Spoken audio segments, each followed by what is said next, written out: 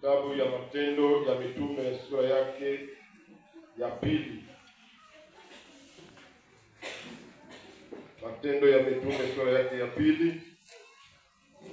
Tunasoma mstari wake wa kwanza hadi mstari wake wa 4. Actes des Apôtres, chapitre 2, verset 1er au verset 4. Matendo ya Mitume 2:1 hadi 4. Taruka kwa ule mstari wake wa 14 hadi 15. Tusome katika jina la Yesu Kristo. Amen. Wakati siku ya Pentekoste ilipotimia, wanafunzi walikuwa wamekusanyika wote pamoja, wakibaki kwenye nafasi moja. Mara moja uvumi uliokuwa kama upepo unaovuma kwa nguvu sana ukashuka kutoka mbinguni, nao ukajaza ndani ya nyumba yote walimokuwa wakikaa. Kisha wakaona mfano wa ndimi za moto zikitokea, nazo zikasambaa na kushuka juu ya kila mmoja wao. Wote wakapewa Roho Mtakatifu na kuanza kusema kwa lugha mbalimbali kwa kadri Roho alivyowawezesha kusema. Amen. 14 inasema hivi: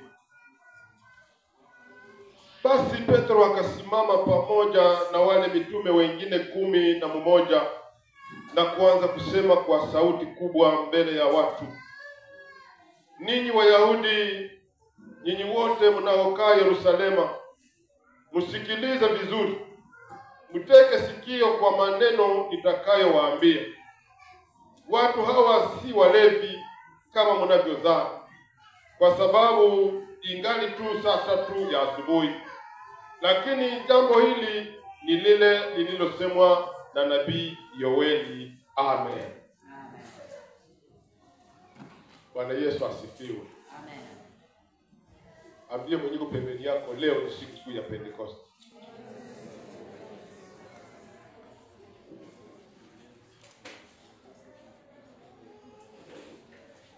Kama vile nimetoka kusema, leo ni siku kuu ya Pentekoste. Ni sherehe ya Pentekoste, na ulimwengu wote wanaisherehekea. Na saa hizi ninasimama hapa, makanisa yote ulimwenguni ya Kikristo wanasherehekea hii siku ya Pentekoste. Sherehe ya Pentekoste ni siku ya 50 baada ya ufufuko wa Bwana wetu Yesu Kristo. 50 maana ni 50. 50 jour. Ni siku ya kuanzisha tukio la kipekee tena la msingi sana kwa kanisa kuzaliwa. Yaani kanisa lilizaliwa siku ya Pentekoste. Jina la Bwana libarikiwe. Lile kanisa ambalo tumesoma katika Injili ya Mathayo,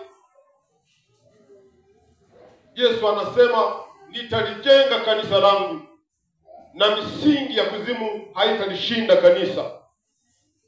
Bwana Yesu asifiwe. Kanisa lile lilidhihirika wazi wakati wa Pentekoste. Ndio maana ninataka niseme kwamba Pentekoste ni muhimu sana. Ukisoma katika Agano la Kale utaona kwamba Pentekoste ni kitu muhimu. Pentekoste ni muhimu pia hapa ambapo tumesoma imeidhihirisha vizuri.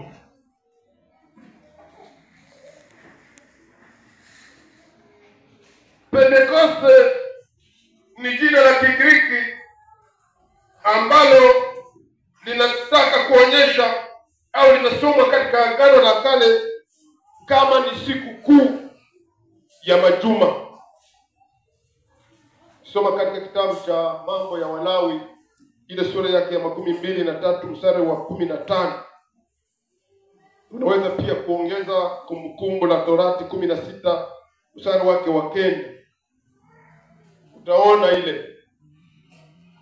Lakini pia katika lugha ya Kiyunani Pentekoste linamaanisha 50 kama vile nimetoka kusema, yaani siku 15 ambazo zimepita tangu ile sadaka ya wimbi la Pasaka. Waswahili wanasema wimbi la Pasaka. 50 jours après Pâques. Yesu Kristo kufa na kufufuka, lakini pia kupaa mbinguni.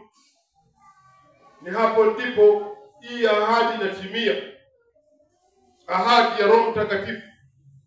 Sababu kusoma katika Yohana inatuonyesha kwamba Yesu Kristo kabla hajaondoka aliachia wanafunzi wake wa ahadi. Haleluya. Na kusema mtapokea nguvu mpya. Nguvu mpya. Sababu aliwaambia enendeni Yerusalemu mkangojee huko ahadi ya Baba. Siku kuu ya majuma, mwisho ya mavuno, siku kuu ya Pentekoste. Alafu tunapoangalia kwenye unabii wa Yoeli, sababu pale ambako tulisoma kwa ule mstari wake wa 14 ya ile Matendo ya Mitume sura 2:14, tunaona pale hotuba ya Petro. Na Petro iko naambia wale wote ambao walikuwa pale kwamba hawa watu hawalewi, sababu ingali saa 3 za mchana. Na anawaambia lakini jambo hili ni lile lililonenwa na nabii Yoeli. Anawarudisha nyuma katika Agano la Kale, ambapo tunamuona kwenye kitabu cha nabii Yoeli anasema, Mungu anasema katika siku za mwisho nitashusha roho wangu. Na Kiswahili ile inasema nitamimina roho yangu juu ya wote wenye mwili. Haleluya. Nani hana mwili huu? Si wote tuko na mwili. Katika siku za mwisho nitashusha roho wangu juu ya watu wote. Wana wenu na wabinti zenu watatabiri. Vijana wenu wataona maono, yaani vision. Nao wazee wenu wataota ndoto. Ndio Wafaransa wanaita ndoto, wanaitaka yeye. Hatuna Wafaransa huko. Ndoto comment on appelle ça? Maono haiko.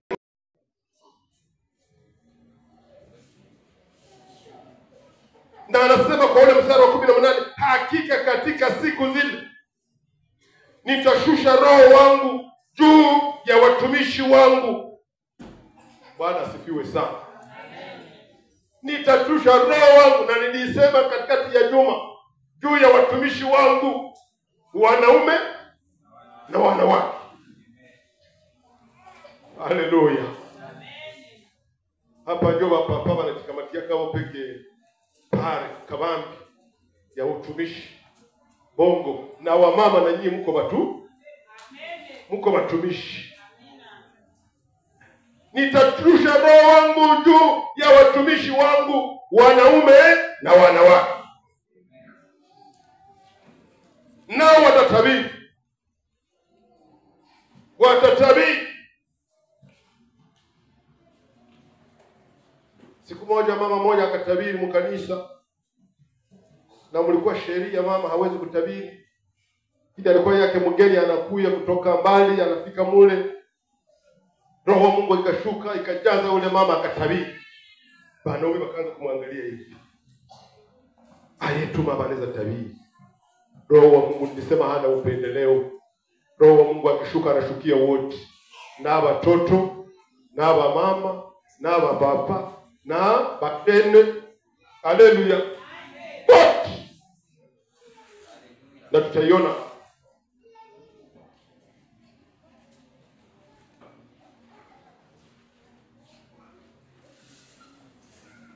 Halafu tunapoangalia kwenye ule unabii wa Yoeli tumeona ile. Na tunapoendelea mbele, yaani tunarudia nyuma, Petro akawarudisha nyuma, lakini sasa sisi hatutarudi tena nyuma, tutaangalia mbele. Mbele katika ahadi ya Roho Mtakatifu. Tunaona maneno ya mwisho ya Yesu Kristo kabla hajapaa mbinguni, pale kwa Matendo ya Mitume ile sura yake ya 1 na mstari wake wa 8. Tunaona Pentekoste. Inaonyesha mwanzo wa kanisa. Lakini tunazungumzia habari hapa za Roho Mtakatifu. Unaweza ukajiulize, Roho Mtakatifu ni nani?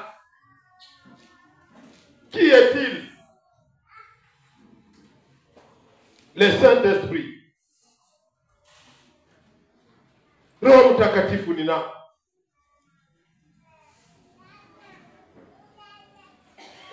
Ukisoma katika kitabu cha Mwanzo, Genèse chapitre 1er, verset 1 à 3.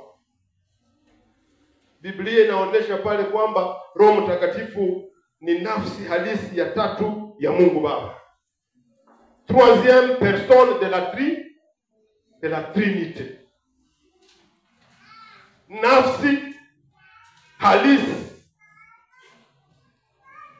ya tatu ya Mungu Baba.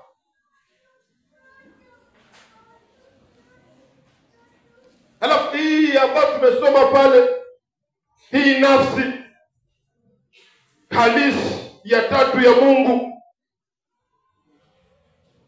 ilisikika katika uumbaji, au ilishiriki katika uumbaji, ilihusika katika uumbaji. Wakati nchi na mbingu ziliumbwa, hii nafsi ilihusika. Alafu hapo zamani, hapo mwanzoni, nafsi hii iliitwa Roho wa Mungu. Haleluya. Hapa niko na ubiri, niko mwasejema. Alafu iliitwa Roho wa Mungu. Soma Warumi, wale wenye kuandika, Warumi 8 sura yake ya 9. Soma pale kwa mwanzo waka. Mwanzo 1-2. Ndio. Hata kama ni français uisome tu. La terre était informe et vide. 2 1-2. 1-2. Ndio. La terre était informe et vide. Ndio. Il y avait des ténèbres à la surface de l'abîme. Ndio, kulikuwa giza kwenye uso wa nchi. Et l'Esprit de Dieu se mouvait au-dessus des eaux. L'Esprit de Dieu. Roho wa nani? Roho wa Mungu. Ni vile aliitwa, au aliitwa Roho wa Bwana hapo mwanzo. Tunapoangalia maandiko matakatifu, tunapoyachunguza vizuri, tutaona kwamba hapo mwanzo Roho ama Esprit alikuwa anaachiliwa kwa watu wachache tu. Watu wachache. Zaidi sana watu wale ambao wanatakiwa kuwekwa mafuta ili wawe wafalme. Yaani wale ambao wanataka kutawazwa kama wafalme, ni wao ndio waliwekewa nini? Mafuta. Ndio alitumika kwa watu wachache tu hapo mwanzo.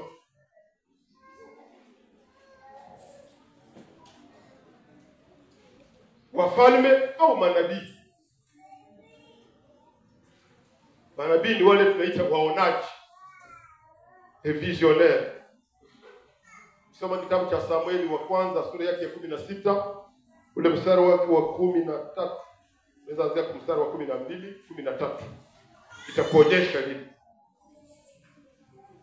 Alafu hii nafsi ilikuwa hai, tena ilikuwa halisi, ikao ndani ya wale wafalme. Yaani ilikuwa inakaa ndani ya wale wafalme, ndani ya wale manabii, kwa kuwasaidia kutenda kazi yao ipasavyo. Alafu ile nguvu, ile roho ndio ilikuwa inawasaidia wafanye kazi yao vizuri. Halafu tunaenda kuona baada ya Yesu kumaliza kazi ulimwenguni, tunamuona Roho wa Mungu sasa akiitwa Roho Mtakatifu. Yaani kwa Agano la Kale hawakumuita Roho Mtakatifu, walimuita Esprit de Dieu. Après Yesu kwenda, Roho anaitwa Esprit Saint, Roho Mtakatifu. Huyo ndio tutasherehekea leo. Lakini pia huyu Roho Mtakatifu ni Mungu wa kweli. Sema amen. Ni Mungu wa kweli. Ni lazima wewe uliyefika hapa leo, asubuhi ya leo, kujua kwamba Roho Mtakatifu ni Mungu wa kweli.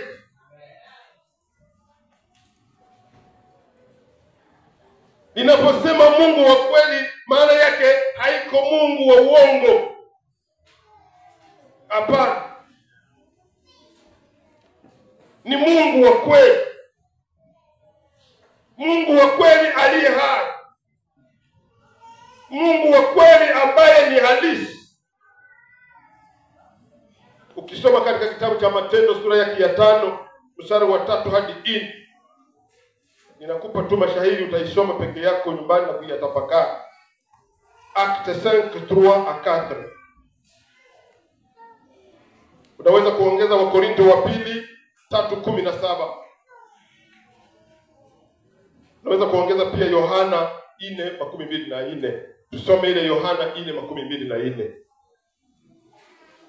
Yohana 4:24.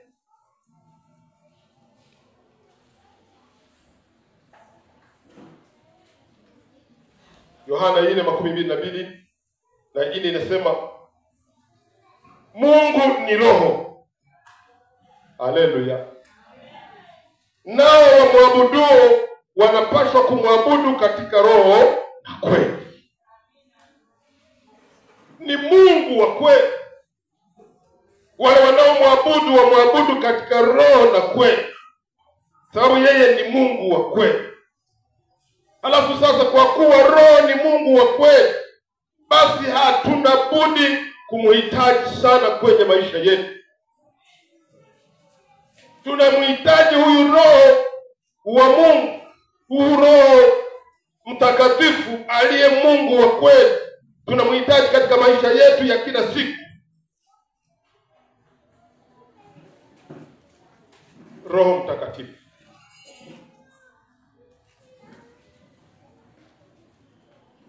Ndio maana kisoma katika kile kitabu cha Matendo ya Mitume, pale kwa ile sura yake ya 5 ya Matendo ya Mitume, pale ndio wanasema juu ya Safira na nani? Anania na Safira. Anania na Safira walizania kwamba huyu roho ni mwanadamu. Walijua aseme huyu ni mwanadamu, tunaweza kumdanganya, tunaweza kumwambia uongo. Wakasahau kwamba ni Mungu wa kweli, na hatuwezi kumdanganya Mungu, hatuwezi kusema uongo kwa Mungu, sababu Mungu tunayemwamini, Mungu tunayemtumikia ni Mungu wa kweli. Haleluya. Na anaishi katika kweli, anatembea katika kweli, sababu yeye ni kweli. Hatuwezi kumdanganya. Anajua mambo yote. Walifikiri yeye tumwambie uongo. Hatuwezi kumdanganya Mungu. Hatuwezi kumdanganya Roho Mtakatifu. Maana yake ya tatu ni msaidizi wetu. Ni msaidizi wetu. Msaidizi wetu akaaye ndani yetu. Anakaa ndani yetu. Tunaisoma katika Yohana 14:16. Ni msaada wetu katika yote. Anatusaidia katika yote. Anatusaidia kuomba. Sababu inasema kwamba hatujui kuomba. Roho ni mwombezi wetu. Yeye ndiye anatuombea kwa Baba. Yeye ndiye anafikisha kama mahitaji yetu kwa Baba. Ni msaidizi wetu. Ukichunguza maandiko matakatifu utaona kwamba kuna nyakati tatu za msingi zinazoelezwa katika Biblia. Trois periodes le. Nyakati ya kwanza ni Mungu akizungumza ana kwa ana na watumishi wake. Haleluya. Mungu anazungumza ana kwa ana, yaani macho kwa macho, kinywa kwa kinywa. Anazungumza na watu wake. Tunawaona wengi katika Biblia ambao Mungu alikuwa anazungumza nao ana kwa ana. Sitaingia pa leo. Alafu kipindi hiki kinaitwa au kilijulikana kuwa au kwa jina la kipindi la adhabu ya papo kwa papo. Hapo kwa hapo. Ni ile ambayo katika Biblia wanasema wakati au kipindi cha sheria. Ukiua kwa upanga, unauawa kwa upanga.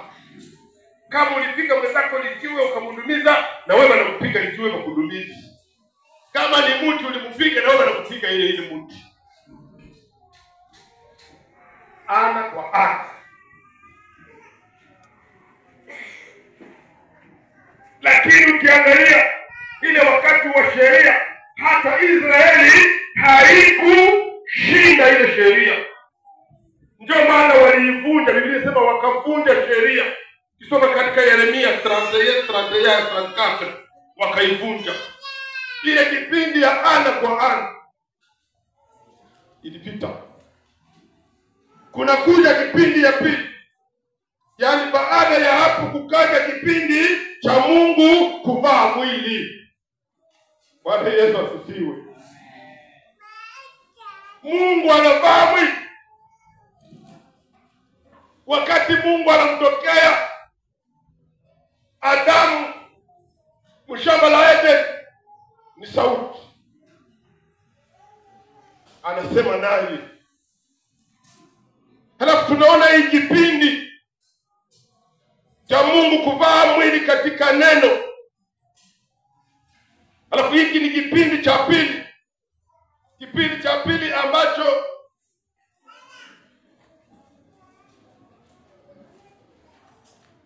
tunamwona Yesu akipita huko na huko akihubiri habari.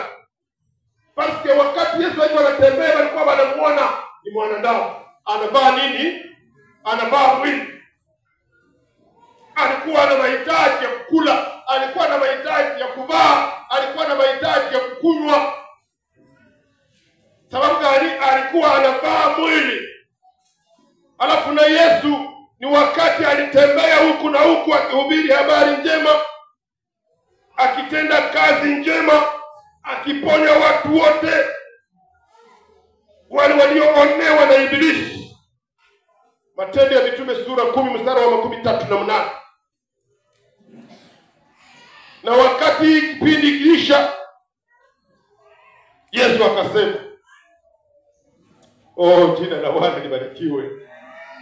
Soma vyenye Yesu alisema. Yohana 16:7. Ningesi mzee angetusomea ile Kiswahili yake. Inasema mzuri. Yohana 16 verset verset 7. Neno la Mungu linasema hivi, Ndio. Yohana 16:7. Lakini mimi nawaambia ni kweli. Lakini mimi nimewaambia ni kweli. Na kwa faida yenu ninaondoka. Kwa faida yenu mimi nimeondoka. Kwa sababu kama siondoki, kama mimi siondoki, msaidizi hata kuja kwenu. msaidizi hata kuja kwenu. Lakini kama nikikwenda, lakini mimi nikienda, nitamtuma kwenu. nitamtuma kwenu. Amen. Amen. Nitamtuma kwenu. Kama mimi siondoki, ile kipindi ikapita, Yesu akasema inabidi niende. Nisipoenda, yule msaidizi hata kuja kwenu. Lakini nikiondoka, nitamtuma. Oh, jina la Bwana libarikiwe. Kipindi cha pili kile. Halafu sasa kipindi kilichofuata ni kipindi cha Roho Mtakatifu. Kipindi cha Roho Mtakatifu. Halafu kipindi hiki ndicho kipindi cha mwisho. Hatutaona tena kipindi kingine. Ni kipindi ambacho wanaita kipindi cha neema. Haleluya. Haleluya. Ni kipindi cha neema. Cha neema ya Mungu. Lakini sasa kwa sababu ni kipindi cha neema, ni kipindi cha mwisho, basi inafaa kila mmoja apokee Yesu. Haleluya. Kama Bwana na Mwokozi wa maisha yake. Ndio maana nataka nikwambie kwa hii Pentekoste ya leo uelewe kwamba tumo katika kipindi cha mwisho, kipindi cha neema. Ni wakati wa kugangania imani, ni wakati wa kubana Yesu, ni wakati wa kutembea na Yesu. Ni wakati wa kumpokea Yesu katika maisha yetu. Hakutakuwa kipindi kitakachofuata sasa kitakuwa kipindi cha hukumu. Sitakizungumzia hapa. Lakini tumo katika kipindi cha neema. Oh, jina la Bwana libarikiwe. Kama unaimba leo ni neema ya Mungu. Kama unaomba leo ni neema ya Mungu. Kama unavaa leo pia ni neema ya Mungu. Kama una mume ni neema ya Mungu mama. Kama una mke ni neema ya Mungu papa. Tuanza sasa zile faranga zenyewe uko nazo ndio zilipatia mwanamke bongo yako. Ni neema ya Mungu. Haleluya. Ni neema ya Mungu imefanya tuketi hivi asubuhi ya leo hapa. Kipindi ya neema. Neema.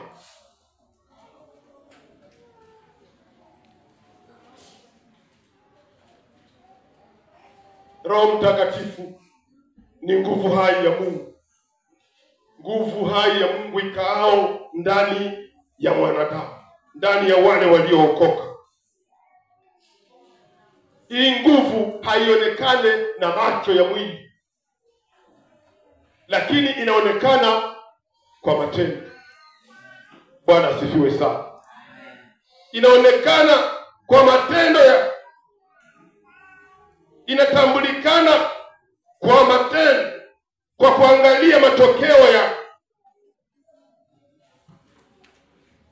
Nani anaweza kuona upepo? Uone upepo kwa macho? Nani? Hakuna. Lakini tunatambua upepo kwa matendo inayofanyika. Kiona miti ilianguka unasema upepo uliangusha ile miti. Upepo uliangusha ile nyumba. Upepo ulinalisha ile mayani. Wakati unavuma ni hapo ndipo Biblia inatuambia, oh, jina la Bwana libarikiwe. Pale kwa Matendo ya Mitume, ile sura yake ya pili ambapo tumesoma pale, Biblia inahakikisha inasema hivi: mara moja uvumi uliokuwa kama upepo unavuma kwa nguvu sana ukashuka kutoka mbinguni, nao ukajaza ndani ya nyumba yote waliokuwa wakikaa. ukajaza nyumba yote. Qu'est-ce que cela signifie? Biblia inaonyesha kwamba nyumba yote ilijaa. Wanafunzi walikuwa mle ndani. Une affaire de 120 personnes wako mle ndani. Nyumba yote ikajaa ule uvumu wa upepo. Hakuna nafasi ilibakia vide. Bwana asifiwe sana. Hakuna nafasi ilibakia vide. Lakini nyumba yote, Biblia inahakikisha inasema ile nyumba sans déterminer c'était quelle maison. Hawaseme kama ilikuwa nyumba ya manyasi, hawaseme kama ilikuwa nyumba ya gorofi. Ilikuwa ya gorofi. Labda ndio wanasema chumba cha juu. Hawaseme kama ilikuwa nyumba ya matope, sababu kuna kama nyumba za matope huko kwetu. Au ya mbao, lakini nimesema kwamba nyumba ikajaa, yaani toutes sortes de maisons. Alafu hii maison ina symbolize watu, toutes sortes de personnes. Ukiwa mama, ukiwa baba, ukiwa kijana, ukiwa mtoto, uko person. Oh, jina la Bwana libarikiwe. Uwe mrefu, uwe mnene, uwe mwembamba, uwe mwekundu, uko person. Wote wakajazwa, nyumba yote ikajaa. Na hakuna vide ilibakia. Nyumba yote. Alafu misiwe kama ile nyumba ilikuwa na vyumba vingine. Lakini nisema kwamba nyumba walimokuwa wanakaa ikajaa. Mungu awajaze leo. Haleluya. Ndani ya mioyo yetu kusibakie vide. Nafasi ambako iko vide. Kukibakia nafasi vide, shetani atabarekipere. Unajua kazi ya shetani? Shetani anarekiperaka. Ile ndio strategia yake kurekipere. Ndio maana wanamuita mjanja. Wanamuita mjanja. Anarekipere. Alafu nyumba yote ikajaa, ndio nilisema. Ule uwezo wa Mungu. Upepo ukavuma. Ukavuma na ukajaa nyumba yote. Biblia inasema kwamba wote wakajazwa Roho Mtakatifu, wakaanza kusema kwa lugha mbalimbali. Lugha nyingine. Mungu awajaze asubuhi ya leo.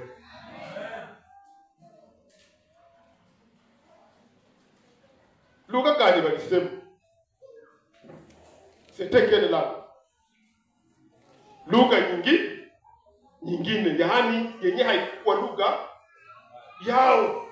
Ndio walisema lugha ya wengine. Leo ninataka kanisa uaminifu Gilgal tuseme lugha ya wengine. Tuseme lugha ya fadhea. Unamjua mwenye fadhea yako, mwenye pembeni yako. Sema lugha yake. Haleluya. Unaposema akusikie. Unaposema akuelewe. Biblia inasema ya kwamba wale wote, sikutaja wale wote wenyewe walikuwa pale, zile nchi sikutaja, mnazijua. Kulikuwa Wagiriki, kulikuwa Wakrete, kulikuwa Waegyptien, kwa kusema Kiarabu na kadhalika. Biblia inasema ya kwamba wote wakasikia wanafunzi wanatamka maneno makuu ya Mungu kwa lugha zao za kuzalikio. Wakaanza kujiuliza, je, hawa ni watu wa Galilaya? Ingefaa asubuhi ya leo watu wa Goma waanze kusema, je, hawa si watu ya Gilgali? Ayetu wanasikia vyenyewe, tunasikia vyenyewe wako wanasema lugha nyingine. Mungu aweke lugha nyingine ndani yako. Ile lugha ya mchoyo Mungu aiondoe. Ile lugha ya kutukana wengine Mungu aiondoe. Haleluya. Ile lugha ya kuchambana Mungu aiondoe. Aweke lugha nyingine yenye kutangaza matendo makubwa ya Mungu na baisikie. Je, balisikiaka? Ndiyo. Kisoma pale kwa ile verse ya 14, unaona mnangani Petro anasema, mnawaza hawa watu wanalewa, hawalewi. Yule ambaye mliyemsulubisha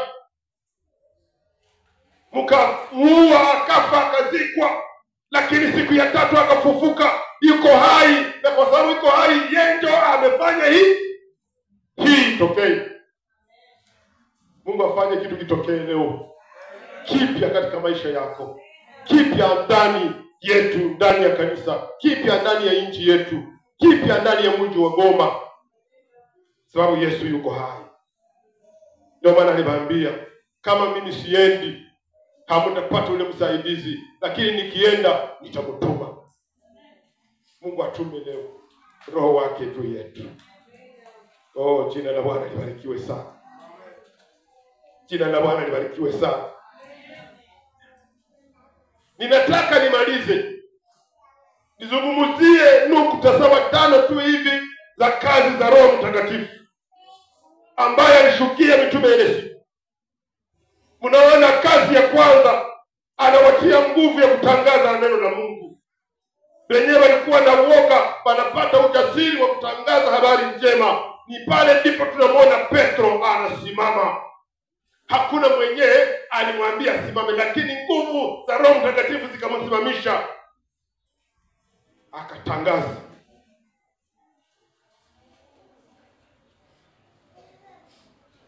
Kisoma pale kwa verse yake ya 32, inasema Mungu alimfufua huyo Yesu, na sisi wote tuko washuhuda wa jambo hili, na kisha kujaluliwa aikae na malaika kwa kuume kwa Mungu Baba yake.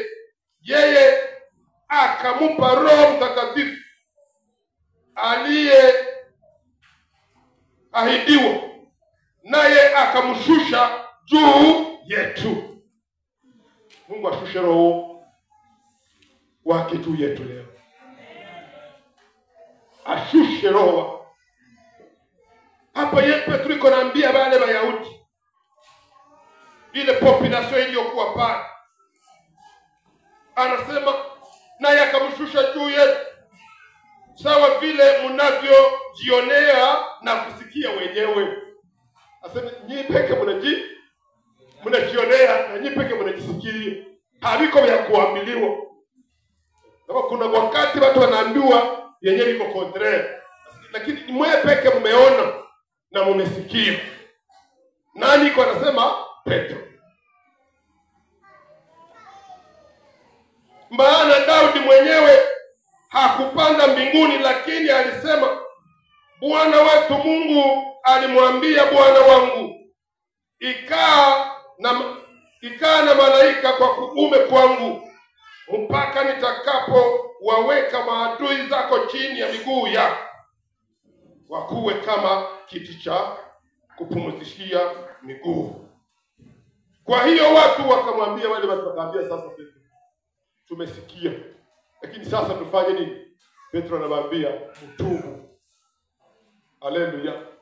Mtubu, mumwamini Yesu, mgeuke kutoka katika dhambi zenu, na kila mmoja wenu abatizwe kwa jina la Yesu Kristo, na Mungu atawasamehe dhambi zenu. Hivi mtapokea zawadi ya Roho Mtakatifu, kwa maana ahadi hii ya Mungu ilitolewa kwenu, kwa watoto wenu na kwa wote wanaokaa mbali, ndio wote ambao Bwana Mungu wetu atakao waita. Nilisema pale kwa 14, aseme Petro akazidi kusema maneno mengine ya kuwaonya. Na kwa ile mstari wa 14 nilisema ya kwamba siku ile watu waliosikia mafundisho ya Petro wakabatizwa, na kadiri ya watu 3,000 wakaongezeka katika kundi la wanafunzi. Kadiri ya watu 3,000. 3,000. Tukifanya hesabu ya sisi wenye tuko humu, hatufiki hata pesa. Lakini nguvu za Roho Mtakatifu zilifanya ishara ile siku, watu 3,000 wakaokoka, wakabatizwa. Mungu apewe sifa. Kazi ya Roho Mtakatifu. Kazi ya Roho Mtakatifu ziko nyingi. siwezi kuzizungumzia leo zote, lakini nitazipita kwa yulu 5 tu na zingine tutazifuata baadaye. Kazi ya kwanza tunaisoma katika Yohana 6:8. Kuhakikishia wenye dhambi hukumu. Anahakikishia wenye dhambi hukumu. Jean 16:8. Inataka kuonyesha kwamba bila Roho Mtakatifu mtu hawezi kuokoka. Kama niliokoka, kama uliokoka, ni kazi ya Roho Mtakatifu. Jina la Bwana libarikiwe. Ukisoma tu pale chini utaona ile Matendo ya Mitume 2:13-7. Inasema kwamba wakati Petro alikuwa anasema wale watu wakachoma mioyo yao. Yaani mtu hawezi kutubu kama hayachoma moyo wake. Na ni kazi ya Roho Mtakatifu. Kazi ya pili tunaisoma kwa Yohana 14:26. Jean 14:26. Roho Mtakatifu anatufundisha kweli yote ya Mungu. Na anatukumbusha pili. Kawaida tunasahau, lakini Roho Mtakatifu wa Mungu anatukumbusha. Roho wako anatukumbusha kila wakati iko ndani yetu. Kazi ya tatu, Roho Mtakatifu anatakasa. 1 Corinthiens 6:11. Anatakasa. Kutakasa, yani kuoshwa kutoka katika dhambi, kufanywa kuwa safi kutoka katika dhambi. Yani Roho Mtakatifu ana kazi hiyo. Pia anahakikisha kuondolewa kwa dhambi zetu. Hatuna tena hukumu. Ndio anatuambia ndani ya mioyo yetu umesamehewa dhambi zetu. Haleluya. Ya 4, Roho Mtakatifu anatuongoza sababu ni kiongozi. Rome 8:14. Warumi 8:14. Yohana 16:13. Donc anatuongoza katika njia ya imani. Ni yeye ndiye aliongoza Paulo. Roho Mtakatifu anasema ya kwamba Roho Mtakatifu aliongoza Paulo kwenye ataenda na kwenye hawezi enda.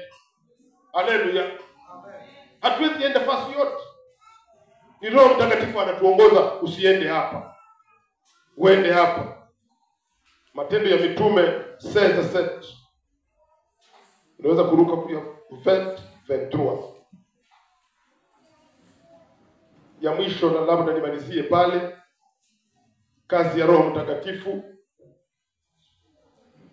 Roho Mtakatifu huumba tabia ya tunda la Roho. Ni yeye ndiye anaumba ile tabia ya tunda la Roho ndani ya maisha ya muamini, ndani ya maisha yetu. Wagalatia 5 mnajua ile 22 hadi 23. Pale kwa Wagalatia tunaona mambo 6. Mambo 6 ya ile tunda la Roho. Biblia haisemi matunda ya Roho. Pale ndio tunakuwa tunakosea. Biblia inasema tunda ni moja, tunda la Roho. Alafu tunda lile la Roho inazaa vile vingine vyote. Ile mambo yote. Na tunakuwa na 9 ya tunda la Roho.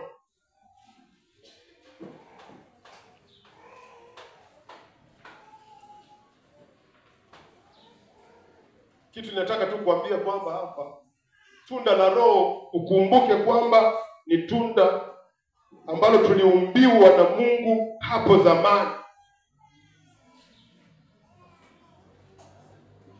Wakati Mungu alituumba na lile tunda la Roho. Haleluya.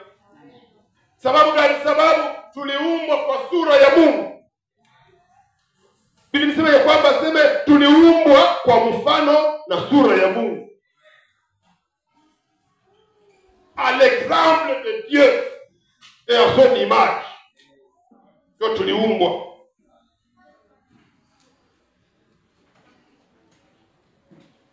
Ndio kusema mtu anapogeukia Mungu akiokoka, alafu mojawapo ya kazi za Roho ni kurejesha lile tunda la Roho. Haleluya. Ni kusema liko ndani yako, lakini kwa sababu ya dhambi ile tunda limefifia.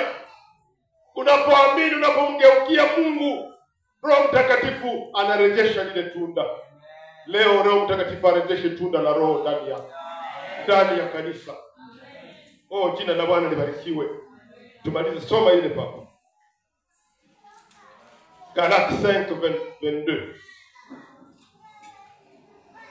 Wagalatia 5:23 inasema nini? 22:23.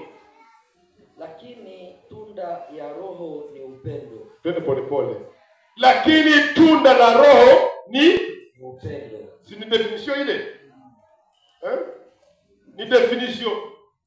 Upendo iko definition ya tunda tunda la Roho. Ni furaha. Ni furaha. Mungu awape furaha leo. Amen. Penye mlifika huko na mko na huzuni, kama mligombana na bwana yako usiku. Ndio yuko hamwezi gombana. Lakini bale wako nje wanagombana. Kama haingi yake huko anaweza gombana. Sababu hajui. Umlete huko. Usudi asikuwa anagombana. Ni salama. Ni salama. Mungu awape salama. Amen. Hii Pentekoste iwe ya salama kwetu. Mungu alete salama katika nchi yetu. Mungu alete salama katika nyumba zetu. Ndio twende. Uvumilivu. Vumilia. Haleluya. Ni tunda la Roho. Patience. Ni tunda la Roho.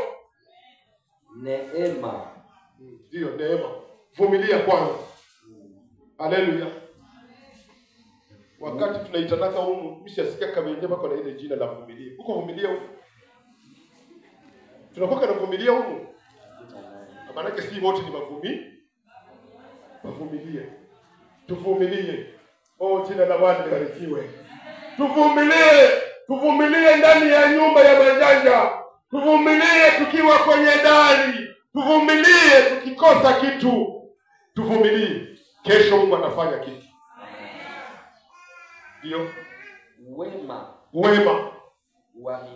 Uaminifu. Upole, kujizuiza kiasi. Hakuna sheria juu ya maneno ya namna hii. Hakuna sheria juu ya ile yote. Amen. Bwana Yesu asifiwe.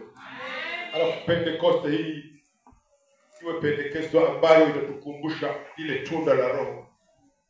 Kama lile tunda la Roho limefifia ndani yetu, Roho Mtakatifu tena aliamshe. Haleluya. Aliamshe. Liko ndani yetu, lakini limelala. Liamke tena. Upendo uamke tena. Bwana Yesu asifiwe. Furaha iamke tena. Ndio tunajua humu tuko na furaha. Haleluya. Tuko na amani humu. Amani wako humu. Jina la Bwana libarikiwe.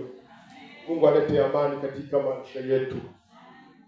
Sikie kwamba hatuna capability yoyote, sababu kazi ya Roho Mtakatifu iko inafanya, iko inatumika, iko inatenda kazi kubwa katika maisha yetu. Mungu ainuliwe sana. Hii ndiyo Pentecost. Niliambia juzi pati ya umoneria yeye penzele wakati niko natoa neno pale. Nikamwambia mnajua banani ndio walikuwa pale kwa ile 7 person. Kwa ile 7 person mlikuwa mtu ambaye anaitwa Petro. Si mnajua Petro? Petro sijui alikuwa wa kwanza kufanya nini? Kumkana Yesu. Lakini alikuwa pale. Na ile siku alijazwa. Bwana Yesu asifiwe. Na wengine. Anajua nikamwambia wanafunzi walikaa na yeye na Roho Mtakatifu. Asante. Na sisi tukae na Roho Mtakatifu pamoja. kuwa pamoja kwa umoja, mahali pamoja, na sisi mahali ambapo tuko hapa pamoja kwa umoja, Roho Mtakatifu ashuke. Unajua Roho Mtakatifu hawezi kushuka kama hatumuiti. Niliwaambia kwamba walikuwa wanaomba, ils étaient en train de prier. Hawakuwa mumizaa, lakini walikuwa mumaombi, preparation, kusudi Roho aingie ashuke ndani ya mioyo yetu. Tena inaomba tujitayarishe, inaomba tuwe tayari, inaomba tu kama tena disposition. Bwana Yesu asifiwe. Yaani mioyo yetu, akili zetu. Donc saa hii akili yako uiondoe kwa vile vishimbo vyenyewe uliacha kule nyumbani. Yaani maharagwe havitadungula, usiokope. Tabikuta, lakini roho kwanza. Jina la Bwana libarikiwe. Hatutatembea katika mji bila nguvu za Roho. Hatutahubiri bila nguvu za Roho. Wale evangeliste waumu wote, nataka Roho Mtakatifu awajaze. Ndipo mtatembea nyumba kwa nyumba, mtatembea mahali pa mahali, kusudi mtangaze Injili na watu wachome mioyo yao. Haleluya. Haleluya. Roho Mtakatifu, Roho wa kweli, Roho wa Mungu, Roho ambaye alishukia mitume ile siku, na Biblia inatuonyesha kwamba walikuwa wamejifungia ndani ya nyumba, lakini Roho akawatosha ndani ya ile nyumba, wakaingia katika mji. Kiona soma Biblia pia utaona kwamba ni pale ndio walitoka sasa wakatawanyika. Sivyo, walikutana na magumu, lakini kwa sababu kuna nguvu zilikuwa zishaingia ndani yao, hawakujali magumu yote walipata. Walibaki ferme, walibaki wakitumika, walibaki wakitangaza Injili bila woga, bila mashaka. Mungu apewe sifa. Ninawatakia kanisa lote kwa jumla Pentekoste ya amani leo.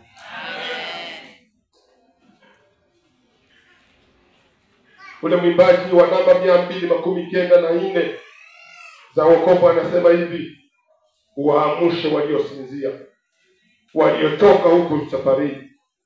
Bwana utujie kama kale ulivyo wabariki watu wako.